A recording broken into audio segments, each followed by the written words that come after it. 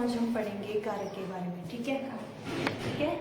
जैसे मैंने हेडिंग में लिखा है कारक, तो आज हम कारक, इंग्लिश में से केस बोलते हैं। ठीक है, जैसे हमने विकारी शब्द पढ़े थे तो उसमें हमने बोला था कि विकारी शब्द क्या होते हैं, जो क्या होते थे, लिंग वचन और कारक के आधार पर बदल जाते हैं, मतलब परिवर्तित हो जाते थे। और अविकारी होते हैं हमारे जो लिंग वचन कारक काल के आधार पर परिवर्तित नहीं होते हैं। ठीक है, तो उसमें हमने सबसे पहले संज्ञा पढ़ा था। देखो मैंने अविकारी अव्यय में आपको बताया था, पहला पार्ट संज्ञा, वो हमने कंप्लीट कर लिया। दूसरा क्या पार्ट बताया था मैंने अव्यय में, सर्वनाम। ठीक है, लेकिन संज्ञा में ही आपके लिंग वचन और कारक, ठीक है ना, हमारे विकारी शब्द जो है, हमारे संज्ञा जो था वो क्या है, लिंग वचन और कारक के आधार पर चेंज होता था। ठीक है, लिखवाया होगा मैंने संज्ञा में भी। तो उसमें हमने सबसे पहले क्या किया था, लिंग, फिर उसके बाद वचन, और आज हम करेंगे कारक के बारे में। ठीक है, तो कारक को क्या कहते हैं, ठीक है, डेफिनेशन लिखेंगे। संज्ञा सर्वनाम का, संज्ञा सर्वनाम का वाक्य के अन्य पदों, संज्ञा या सर्वनाम का वाक्य के अन्य पदों, अन्य पद मतलब विशेषतः क्रिया, ब्रैकेट में क्या लिखेंगे आप,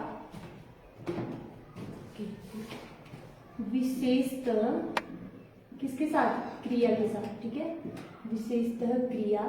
ठीक है, संज्ञा या सर्वनाम का वाक्य के अन्य पदों या विशेषतः क्रिया से जो संबंध होता है, क्रिया से जो संबंध होता है, क्या कहलाता है वो, कारक। ठीक है, ये डेफिनेशन आपने ध्यान से देखने की, क्या परिभाषा क्या बोलती है। ठीक है, या करके लिखो एक और डेफिनेशन जो इजी है थोड़ी सी, या में लिखना है, जो शब्द किसी शब्द से क्रिया का संबंध बताए। ठीक है, किसी शब्द से, अब शब्द या तो संज्ञा सर्वनाम जो भी हो सकता है। ठीक है, जो शब्द किसी शब्द से क्रिया का संबंध बताए वो कारक होता है। ठीक है,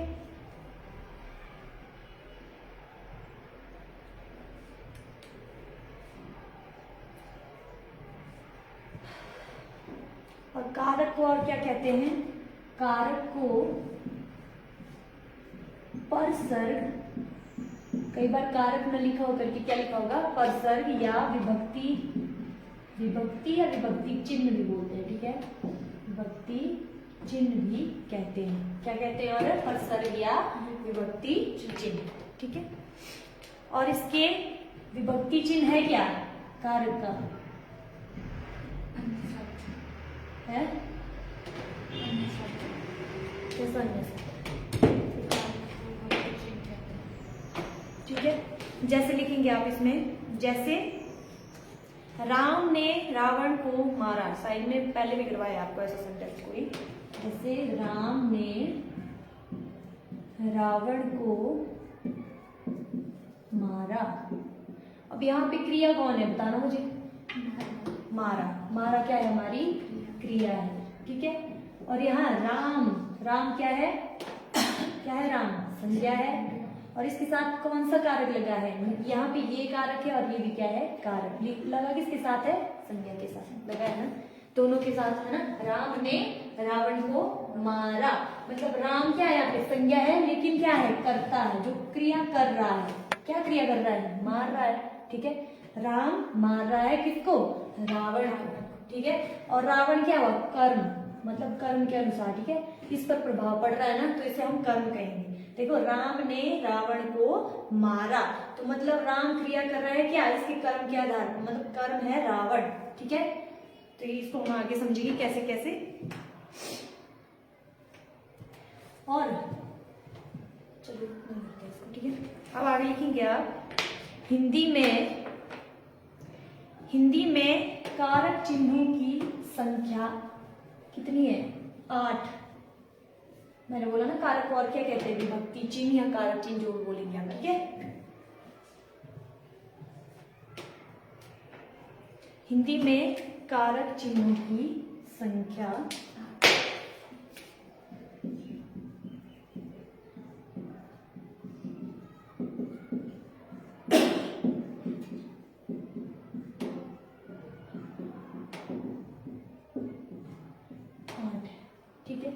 तो सबसे पहले आप लिखेंगे यहाँ पे कारक, पहले लिख लेते हैं इनको फिर एक एक करके समझेंगे। कारक, फिर आगे कारक चिन्ह, कारक फिर कारक चिन्ह, ठीक है। तो सबसे पहले कारक है हमारा, यहाँ पे क्रम संख्या कुछ भी लिख देना, ठीक है। सबसे पहले हमारा कर्ता, क्या है, कर्ता। यहाँ पे कर्ता कौन था, वो राम था, है ना, तो वो हुआ कर्ता, राम ने ना, तो कर्ता ने, विभक्ति चिन्ह क्या हुआ इसका, ने, ठीक है।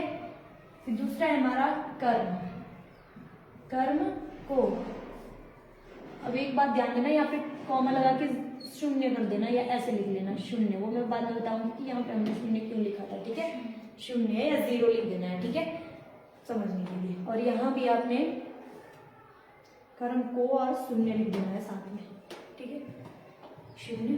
फिर करण, तीसरा है करण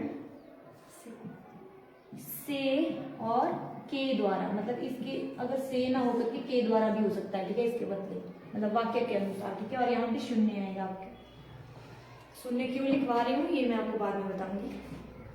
और इसके बाद है हमारा संप्रदान, संप्रदान पढ़ लिया हमने, ऐसे संप्रदान के में पर नहीं होगा इसका, संप्रदान का है को, के लिए, को। अब देखो यहाँ पे को और कहाँ आ रहा है, कर्म पे आ रहा है, लेकिन ये दोनों एक दूसरे से अलग है, ठीक है, दोनों का यूज एक तरह से नहीं होता है। पांचों है आपका अपादान, से है इसका, ठीक है, मतलब से मतलब जुदाई के लिए या अलग होने के लिए, है ना, अलगाव भी लिख सकते हैं आप, अलगाव, ठीक है। फिर छठा क्या है आपका, छठा है आपका संबंध, संबंध कारक, तो का, के, की, और साथ में इसके भी लिख देना आपने, रा, रे, री, या, ना, ने, नी। अब ये कहाँ यूज होंगे, सिंपली ये तो अपने लर्नर नहीं है, लेकिन आगे को ये भी याद रखना है कि ये भी आते हैं कभी कभी, लेकिन ये हमारे सर्वनाम में आते हैं, ठीक है। सातवां है आपका अधिकरण,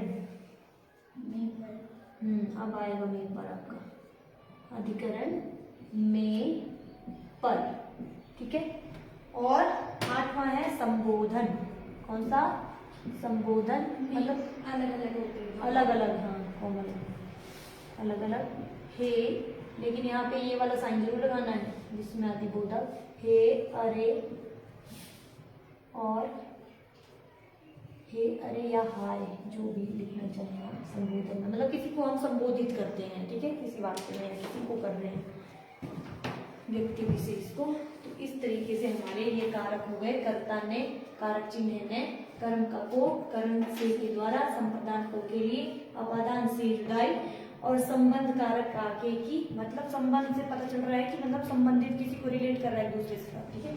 और अधिकरण आपका मेल और संबोधन है आपका हे, अरे या जो भी हो, ठीक है। इसके बाद हम एक एक के बारे में पढ़ेंगे कि मतलब कर्ता, मतलब जब हमारे पास वाक्य दिया होगा तो हमने उसमें पहचानना है कि इसमें कर्ता कौन है, कर्म कौन है, ठीक है। और कर्म मतलब आपसे पूछेंगे वहां पे कि हमें बताइए कि कौन सा कारक है आपका, लेकिन आपने क्या करना है, वो विभक्ति चिन्हों से पता चलेगा आपको कि वहां पे कौन सा कारक है, ठीक है। जैसे पहला है हमारा कर्ता ने, ठीक है, मतलब शून्य मैंने क्यों लिखवाया आपको, जैसे मैं लिख रही हूं, जैसे अमन सेब खाता है, ये लिख लिया पहला।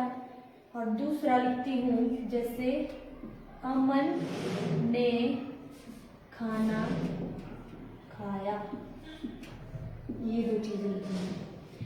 अगर आपसे यहाँ पूछेंगे फर्स्ट पहले वाक्य में कि इसमें बताइए कहाँ पर है आपको कौन सा कारक है, यहाँ पे बताइए कौन सा कारक है, लग रहा है पता कुछ, कर्ता कौन है यहाँ पे, अमन है, ये तो हमें पता चल रहा है कि ये हमारा कर्ता है, ठीक है। लेकिन यहाँ पे हमें पता चल रहा है कि यहाँ पे तो मतलब कोई भी विभक्ति चिन्ह नहीं दिख रहा है, मतलब दूसरे में देखेंगे तो अमन ने है, तो हम बोल सकते हैं कि यहाँ पे कर्ता ही है, कर्ता ने, हमें इसलिए मतलब बोल सकते हैं। लेकिन जब यहाँ पे आगे को कोई भी यहाँ पे स्पेस है इन दोनों के बीच में, मतलब इन दोनों के बीच में कोई भी विभक्ति चिन्ह नहीं है, तो यहाँ पे हम शून्य लिखेंगे, शून्य कारक, क्या लिखेंगे? शून्य कारक। यहाँ पे कौन सा कारक है? शून्य। तभी मैंने यहाँ लिखवाया ना आपको शून्य, आगे कारक लिख लेती हूँ याद करने के लिए, शून्य कारक है, ठीक है। इसीलिए मैंने लिखवाया कि कभी कभी वाक्य ऐसे दिए होते हैं लेकिन हमें वाक्य को पूरा पढ़ना पड़ता है कि यहाँ पे कौन सा कारक आ सकता है। अगर कारक नहीं दिया है तो वहां पे हम शून्य कारक लिखेंगे, ठीक है। तो समझ में आया? ठीक है, तो इसको लिख लेंगे यहाँ पर।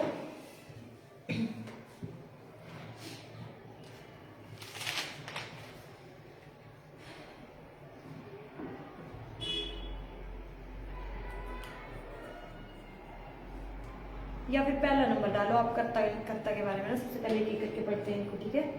सबसे पहला नंबर डालो आप कर्ता, और इसको भी विभक्ति चिन्ह लिख लेना है आगे की तरफ, ये दिया हुआ मैंने, इस तरीके से लिखना है। पहले कर्ता, फिर आगे ने, ब्रैकेट में लिखना है चाहे ने शून्य, ठीक है, शून्य कारक।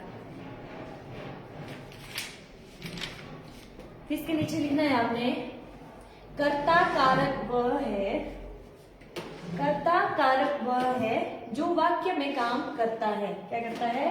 वाक्य में काम या स्लैश लगा के क्रिया करता है, ठीक है। कर्ता क्या है? कर्ता कारक वह है जो वाक्य में काम या क्रिया कर रहा है, ठीक है, वो हुआ हमारा कर्ता कारक। और जो मैंने आपको यहाँ पे दो एग्जाम्पल लिखवाया वो इसके नीचे लिखे हैं, ठीक है, वो इसमें आ जाएंगे। इससे समझ आ जाएगा कि शून्य कारक क्या हुआ और कर्ता कारक क्या है, उसमें आपको इजीली पता चल जाएगा। जैसे मैं एक और लिखवाती हूँ, एक और एग्जाम्पल लिखेंगे। मोहित ने जंगल में मोर को देखा। मोहित ने, मोहित ने जंगल में मोर को देखा। अगर आपको ऐसे पता नहीं चले तो इसकी पहचान ये है, ठीक है। मतलब जब भी कभी आपसे पूछा जाए कि कर्ता, मतलब ऐसे कोई सेंटेंस दिया जाए कि अब बताओ इसमें कर्ता कौन है, तो आप तो इसमें तो आप बता दोगे ठीक है ये कर्ता कौन है ना, मोहित ने, मतलब कर्ता है मोहित। मोहित कर रहा है क्रिया, यही तो देख रहा है, देखा मतलब क्रिया कर रहा है, ठीक है। लेकिन जब भी आपको कोई भी ऐसा सेंटेंस दिया होगा तो आपने पहचान क्या करनी, भी उसमें प्रश्न करना है कि कौन कौन जंगल में मोर को देख रहा है, मतलब कौन या किसने से अगर प्रश्न आए तो वो कर्ता होगा। मतलब किसने जंगल में मोर को देखा? मोहित ने। या बोलेंगे कौन मोर को जंगल में देख रहा है, तो कौन? मोहित, ठीक है। तो ऐसे हम पहचान कर सकते हैं कर्ता की वाक्य में, ठीक है। दूसरा करेंगे हम कर्म को, दूसरे पॉइंट में लिखेंगे कर्म कारक, और कर्म कारक का विभक्ति चिन्ह क्या है? को या शून्य, शून्य भी लगाना है साथ में। अब इसमें लिखेंगे कर्म वह है, कर्म वह है जिस पर क्रिया का प्रभाव पड़ता है, क्रिया का प्रभाव पड़ता है। कर्म वह है जिस पर क्रिया का प्रभाव पड़ता है, कर्म कारक कहलाता है, ठीक है। और इसके कारक चिन्ह लिख लिए कर्म को या शून्य, ठीक है। जैसे प्रधानाचार्य ने शिक्षक को बुलाया। प्रधानाचार्य ने शिक्षक को बुलाया, ठीक है। तो इसमें क्या, इसमें आप बोलोगे कि ये भी दो है तो इसको नहीं देखना। अगर आपसे सिर्फ कर्म के बारे में पूछ रहे तो आपने उसकी विभक्ति चिन्ह की ओर ध्यान देना, तो सॉरी इसको नहीं देखना है आपने, ठीक है, ने कर्ता ने, ठीक है। तो मतलब इसको देखना, सिर्फ जिसके बारे में पूछ रहे हैं उसके बारे में देखना, उस पर फोकस करना कि अगर हमसे कर्म के बारे में पूछ रहे हैं तो हमने सिर्फ कर्म को ही देखना है कि उसका विभक्ति चिन्ह क्या है। अब कर्म का विभक्ति चिन्ह क्या है? को। तो यहाँ पे आपसे पूछेंगे कि यहाँ पे कर्म कारक कौन है, तो ये कर्म कारक है, ठीक है, ये इसका विभक्ति कारक है या चिन्ह है, ठीक है। ऐसे करके इतना समझ में आया, इसको लिख लो, ठीक है।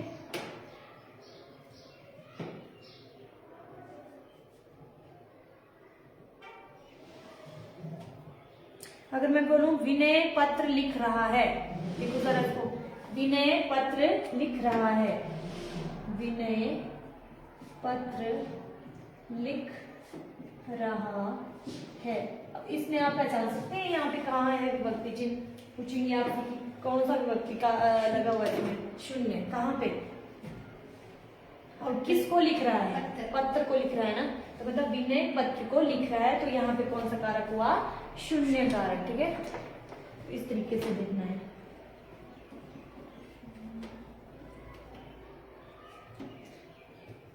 तीसरा है हमारा करण कारक। कौन सा कारक? करण कारक। ठीक है, अब इसमें क्या लिखेंगे आप? इसमें लिखेंगे आप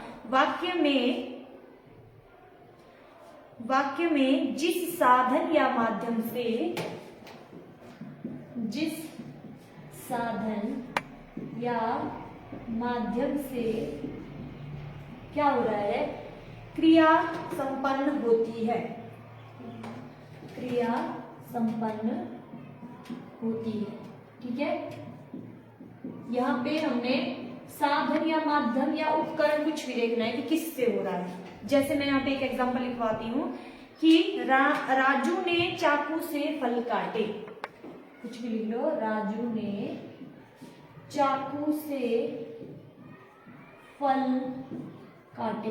ठीक है, किसने काटे? राजू ने। तो यहाँ पे राजू क्या है? करता है, लेकिन आगे क्या लिखा है? चाकू से। तो करण का क्या है? विचिन्ह से या के द्वारा हम बोल सकते हैं ना, राजू ने चाकू के द्वारा भी बोल सकते हैं, से भी बोल सकते हैं। ठीक है, तो अब यहाँ पे देखना है किस से, मतलब चाकू से। तो ये उपकरण है हमारा, उपकरण है या माध्यम या साधन है किसको काटने का? फल को काटने का। ठीक है, क्रिया क्या है यहाँ पे? काटे। ठीक है, तो जो भी है, ठीक है, तो ये हमारी क्रिया है। और हमसे पूछेंगे कि यहाँ पे कारक कौन सा है, तो हम कौन सा कारक बताएंगे? करण। मतलब किस कारण से, मतलब कारण ढूंढना है। यहाँ पे कारण क्या है? ठीक है, फल काट रहा है किससे? चाकू से। तो ये माध्यम है चाकू से काटने का। ठीक है, तो चाकू हमारा माध्यम, उपकरण या साधन है। ठीक है, तो इतना पहचान, इतना लग गया पता। जैसे एक और लिखेंगे, वह अपने कर्मों से गरीब है, वह अपने कर्मों से गरीब है। अब यहाँ पे पहचान करो, वह अपने कर्मों से गरीब है ना? मतलब किस कारण, कारण है ना इसमें कारण। हम पूछ रहे हैं कि किस कारण से गरीब है वो, मतलब कारण से समझना है, कारण के बारे में पूछ रहा है। ठीक है, कि किस कारण से कर्मों से गरीब है, या तो वो अच्छे कर्म करे या बुरे कर्म करे, तो उस वजह से गरीब है। ठीक है, तो मतलब यहाँ पे कारण ढूंढना है या माध्यम ढूंढना है, जो भी है उससे हम पता कर सकते हैं कि ये करण कारक है। ठीक है,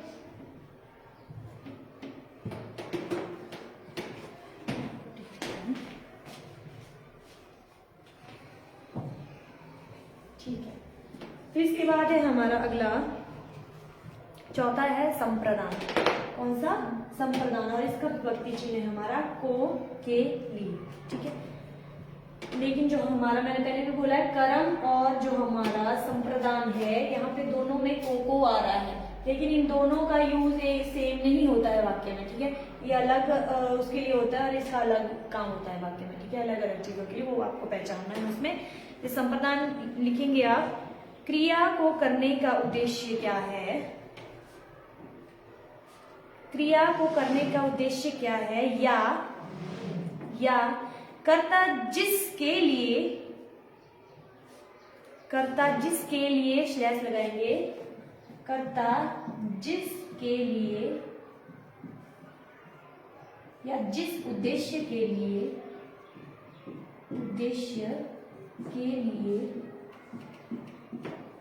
जिस उद्देश्य के लिए क्रिया करता है,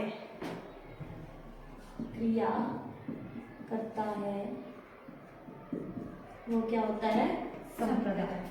ठीक है, मतलब यहाँ पे हम एम देखते हैं, उनका उद्देश्य देखते हैं कि उद्देश्य क्या है। ठीक है, जैसे इसमें एक एग्जांपल लिखेंगे आप कि माता पिता अपने बच्चों के लिए, माता पिता अपने बच्चों के लिए सब कुछ करते हैं,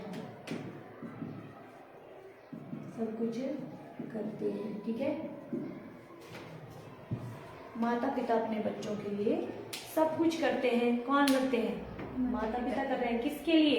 बच्चों के लिए। तो यहाँ पे उनका उद्देश्य क्या है? मतलब उनकी सारी फैसिलिटीज को पूरा करना ना, उनका उद्देश्य है, तो उद्देश्य लेकर ही कर रहे हैं ना किसके लिए?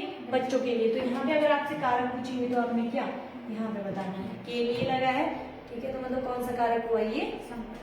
ठीक है। जैसे एक और लिखेंगे, विशाल ने बांटने को मिठाई खरीदी। विशाल ने बांटने को मिठाई खरीदी। क्या उद्देश्य है यहाँ पे? बांटने के लिए खरीदी है ना, तो उद्देश्य हुआ बांटना। तो मतलब यहाँ पे कौन सा कारक हुआ? संप्रदान। ठीक है। अभी बांटने को, अब इस को में और उस को में देखना कि उस जो एग्जाम्पल कर्म में लिखवाया था उसमें क्या डिफरेंस है।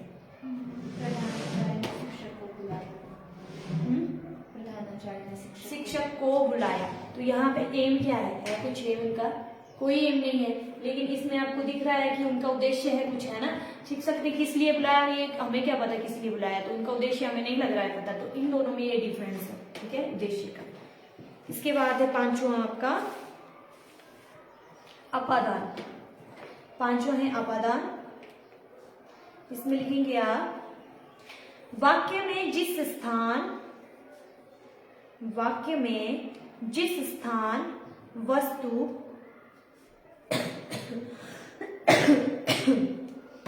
वाक्य में जिस स्थान वस्तु से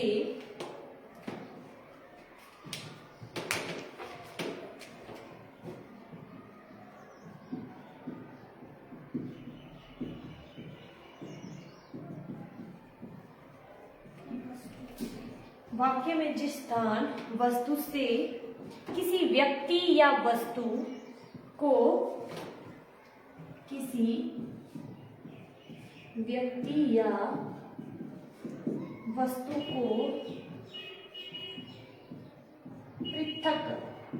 पृथक मतलब क्या था? पृथक का मतलब अलग, पृथक मतलब अलग, पृथक या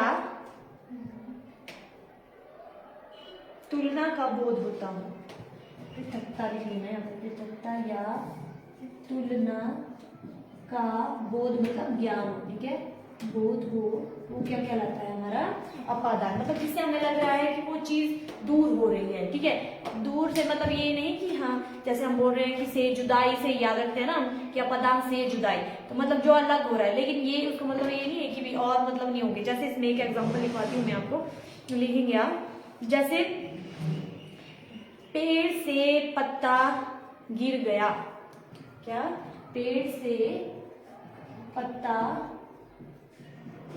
गिर गया, है ना। तो अब क्या नजर आ रहा है? किससे गिर गया? पेड़ से। तो मतलब यहाँ पे कारक कौन हुआ? अपादान कौन हुआ? पेड़। मतलब पेड़ से ना, ये हमारा अपादान है। अब पता ये तो नहीं है कि भाई गिर गया तो वापस जुड़ जाएगा, नहीं, मतलब अलग ही हो गया है ना। तो मतलब ये हुआ। जैसे एक और लिखेंगे इसमें सेम, कि मेरी दीदी गंदगी से नफरत करती है। मेरी दीदी गंदगी से नफरत करती है। अब से और कहाँ आया था आपका? किस कारक में आया है?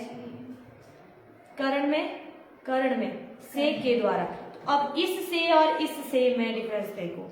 अब आप यहाँ पे मुझे बताओगे कि मेरी दीदी गंदगी से नफरत करती है, कौन सा कारक है? कैसे? अब ये भी बताना है, अब तुक्का नहीं लगाना है यहाँ पे कि भाई हाँ, अब मैं इसका लिखवा रही हूँ तो मतलब ये पता नहीं होगा। अब कारण कैसे होगा? कारण में क्या लिखवाया मैंने आपको? वाक्य में जिस साधन या उपकरण। अब इसमें आपको गंदगी कोई साधन लग रहा है? नहीं लग रहा है ना। तो अब देखो, अगर आपको कोई चीज गंदी लग रही है, जैसे मैंने यहाँ पे लिख लिया कि मेरी दीदी, क्या लिखा मैंने? मेरी दीदी को क्या? मेरी दीदी गंदगी से नफरत करती है। मेरी दीदी गंदगी से नफरत करती है, ठीक है, ये लिखवाया मैंने। अब यहाँ पे देखो, अब ये तो आपको नजर आ गया कि यहाँ पे हमारा कारक है। अब कौन सा है ये नहीं पता, कारण है कि अपादान है। अब आपको कोई चीज गंदी लग रही है तो आप उसके पास जाओगे कि दूर जाओगे? दूर जा रहे हो ना। मतलब अभी अपादान से ये भी आ रहा है कि आप पास जा रहे हो कि दूर जा रहे हो, है ना, वो भी ध्यान देना है। अगर दूर जा रहे हो तो वो भी अपादान ही होगा। हाँ, मतलब अलग ही हो रहा है, जहां से कोई चीज दूर जा रही है, ठीक है। तो मतलब ये कौन सा कारक होगा हमारा? अपादान। अब यहाँ पे माध्यम थोड़ी ना दिख रहा है हमें कुछ भी, यहाँ पे कोई साधन माध्यम लग रहा है आपको किससे हम ये चीज कर रहे हैं। मतलब हम कारण में क्या देखते हैं, साधन है ना, माध्यम देखते थे, ठीक है। तो इसमें ये चीज नहीं होगी, ये अपदान नहीं होगा। इतना समझ में आया, ठीक है। जैसे एक और लिखेंगे इसमें कि विजय अजय से मोटा है। विजय अजय से मोटा है। अब इसमें बताएंगे आप क्या लग रहा है, अपदान, कैसे? क्योंकि अलग जुदाई की भावना है, अजय से होता है। और क्या लिखवा था मैंने, तुलना की बात की थी ना मैंने, यहाँ पे इन दोनों की तुलना हो रही है ना, कि ये जो है इससे क्या है, मोटा है ना। तुलना ही हो रही है, क्या हो रही है, तुलना। जहाँ पे तुलना भी हो रही है और से लगा है तो मतलब वो भी अपदान ही होगा। ऐसे याद रखना है, ठीक है। 3 चीजें याद रखनी है, तुलना की और जुदाई की, दूर पास की, ठीक है। वैसे इस तरीके से अपदान किया जाएगा। उसके बाद है 6 आपका छठा संबंध कारक। अब संबंध में क्या लिखेंगे आप, वाक्य में जिस संज्ञा सर्वनाम से, वाक्य में जिस संज्ञा सर्वनाम से किसी व्यक्ति, वस्तु, पदार्थ, स्लैश लगा देखना तीनों को, वाक्य में जिस संज्ञा सर्वनाम से किसी व्यक्ति, वस्तु, पदार्थ का दूसरे व्यक्ति, वस्तु, पदार्थ से संबंध प्रकट हो। किससे, दूसरे से, ठीक है। किसी व्यक्ति, वस्तु, पदार्थ का दूसरे व्यक्ति, वस्तु, पदार्थ से संबंध प्रकट हो, वह संबंध कारक कहलाता है। जैसे राधा के चारों भाई मोटे हैं। लिखवा मैंने, राधा के चारों भाई मोटे हैं। किसके, राधा के, है ना। यहाँ पे तो किसका संबंध बता रहा है ना, कि राधा के है 4 भाई, है ना।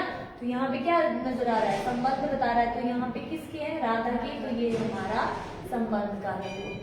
समझ में आया। जैसे एक और लिखेंगे इसमें, शीला ने मेरी किताब पढ़ी है। शीला ने मेरी किताब पढ़ी है। किसकी, मेरी। मैंने और क्या लिखवाया था इसमें विभक्ति चिन्ह में आपको, रा रे री, मैंने बोला था ना, ठीक है। तो यहाँ पे मैं से बना है हमारा रा रे री, ठीक है।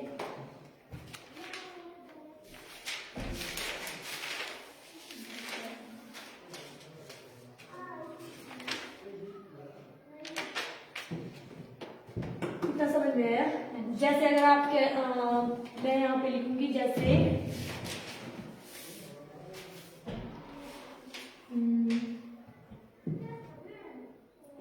यहाँ पे यानी शीला ने अपना काम किया, है ना। अपना भी आ रहा है वहां पे, तो वो भी क्या होगा, अपना आ रहा है ना, नी, अपना, अपनी, अपने, जो भी होगा तो वो क्या होगा, संप्रदान। मतलब किसी से एक दूसरे का संबंध अगर आपको नजर में आ रहा है तो वो कैसा होगा, संबंध का है, ठीक है।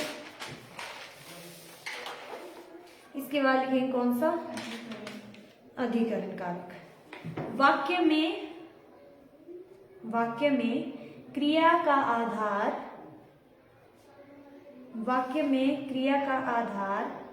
आश्रय मतलब स्थान, ठीक है। स्थान लगा देना इसके साथ या ब्रैकेट में लिखना।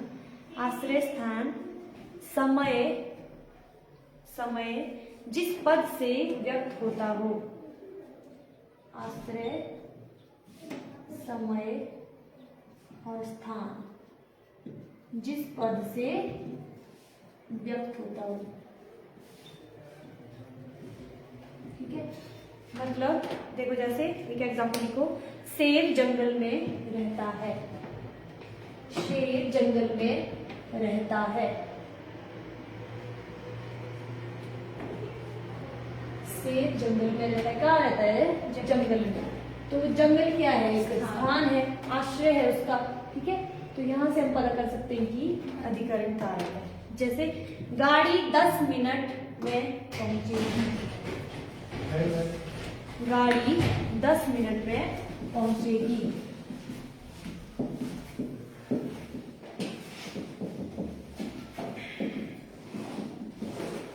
अब यहाँ बताओ 10 ये क्या बता रहा है, समय बता रहा है, तो ये भी क्या हुआ हमारा अधिकरण कारक। ठीक है, इतना समझ में आ गया। में पर, ठीक है, इसके विभक्ति के चिन्ह जरूर लिख लेने हैं साथ में। लास्ट है हमारा संबोधन। अब संबोधन से तो आपको पता ही है कि संबोधन हम किसी को बुलाने के लिए या फिर शोक हर्ष प्रकट करने के लिए जो भी है। जैसे इसमें लिखेंगे संज्ञा के जिस पद से, संज्ञा के जिस पद से किसी को पुकारने, संज्ञा के जिस पद से किसी को पुकारने, बुलाने,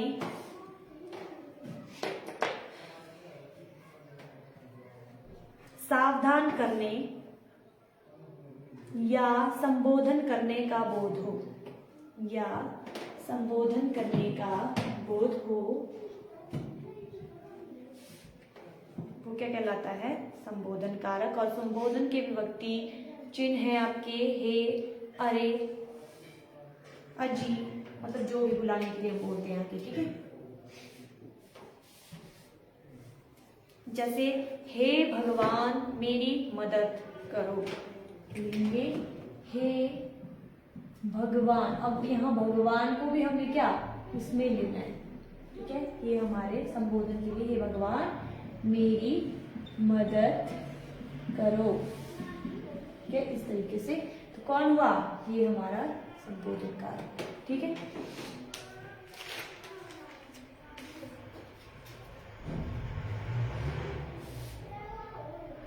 जैसे एक देती हूं मैं आपको, चलो एक लिखो आप, उसका भाई प्रथम आया है। अब इसमें आपने बताना है कि इसमें कौन सा कारक है और क्या है। उसका भाई प्रथम आया है।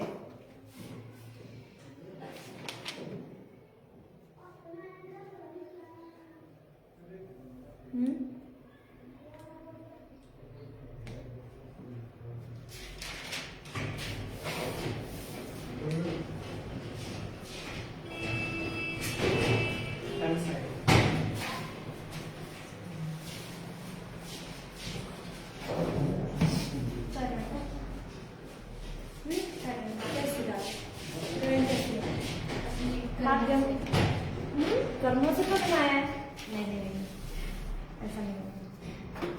कर्म बोल रही है कि करण, करण नहीं करनी हो, इससे पढ़े थे ध्यान से। मान लो एग्जाम में यही क्वेश्चन आ गए, फिर क्या करोगे। ऐसे ही टफ वेस्ट क्वेश्चन आते हैं, तो ऐसे थोड़ी है। उसका भाई प्रथम आया है, है संबंध काके की,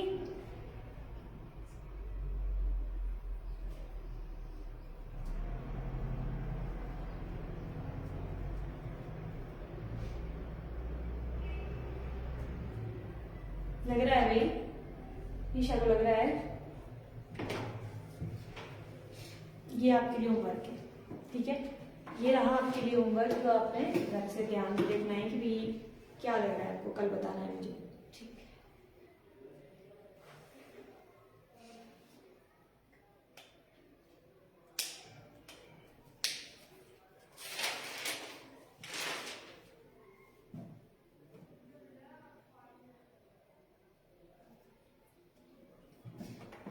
आया समझ कुछ क्या लिखा है यहाँ पे, आ रहा है। इसके आगे मैंने लिख दिया है कि कर्ता क्या करता है, वाक्य में क्रिया करता है, मतलब ठीक है, जो क्रिया कर रहा है वो करता है, और क्रिया का बदलाव जिससे पड़ रहा है वो कर्म है। ठीक है, और करण फिर इसके आगे मैंने जिस साधन या माध्यम से क्रिया संपन्न हो रही है, जैसे मैंने यहाँ पे आप लेट हो क्या लिख रहा हूँ, वीडियो में देख लेना आप, ठीक है, उसमें बता दिया तो आपको क्लियर हो जाएगा वहाँ पे। बाकी ये थोड़ा मोटा मोटा सा लिख लो जो भी लिखा है यहाँ पे।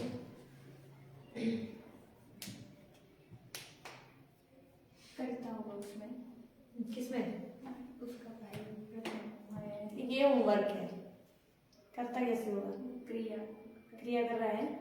और क्या क्रिया कर रहा है? प्रथमाने की। नहीं। फिर उद्देश्य। लास्ट में मैंने यहाँ पे लिखा नहीं, स्पेस नहीं रहा था, ठीक है। जिनका लिखवाया है ये इसका है, सिर्फ इसका, और ये इसका है। संबंध का नहीं लिखवाया है, यहाँ पे स्पेस नहीं था वहाँ पे आगे। संप्रदान होता है। किसका? अच्छा है, अच्छा वो बोल रही है, वो कल ही पूछ रही है, अब मैं जो मैंने बता दिया। अब संपर्क को कितने सारे बता दिए, कहीं कर्ता, कहीं संप्रदान, कहीं कर्म। अब इसमें तो सारे ही बोल दो कि सारे ही आ रहे हैं। संप्रदान। संप्रदान नहीं होगा पक्का? आप बोलो। मैं नहीं बताऊंगी, मैंने तो आपको दिया। उद्देश्य। उद्देश्य है प्रथमाना।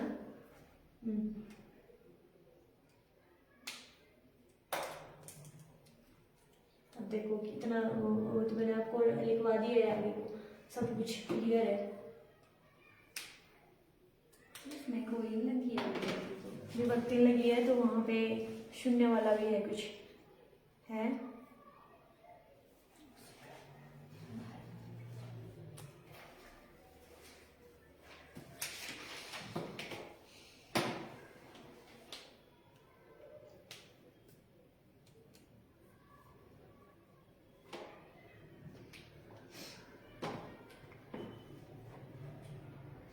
चलो आज के लिए इतना ही काफ़ी है, ठीक है। बाकी हम सर्वनाम के बारे में पढ़ेंगे, ठीक है। इतना काफ़ी है।